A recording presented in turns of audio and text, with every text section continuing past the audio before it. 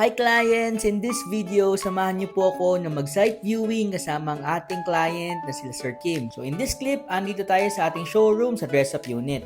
Yan, this is 30 square meter. Pwede niyo pong pasukin po.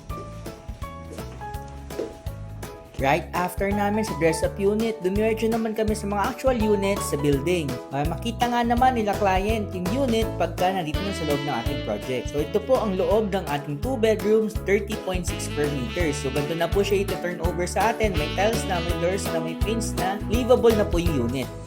Wala ko pala ito. Nagtutuloy pa rin sa akin. Pagkatag ako hindi. In this clip naman, chinecheck naman nila clients yung signal ng unit. And at first, to be honest, nahirapan sila sa signal. Kaya makikita dito, naghahanap kami ng signal sa building.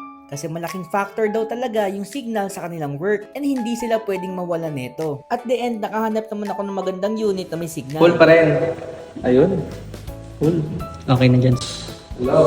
Okay na na. So yan, okay na. Satisfied na sila client sa signal ng unit. Good. Okay?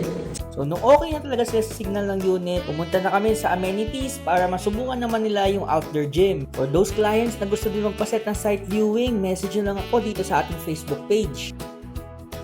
So ito na nga, sinubukan na nga ni Sir. Mukhang na-enjoy ni Sir yung ating calisthenics na outdoor gym. Kung nanonood din po kayo ng ibang video ko, andito din po ako pagkagabi. Nagagamit ko yung pull-up bars tsaka yung dips dyan sa ating outdoor gym. Kaya for clients na interested o may questions regarding the project, feel free to message me now. Okay? I hope to see you soon, clients. Bye!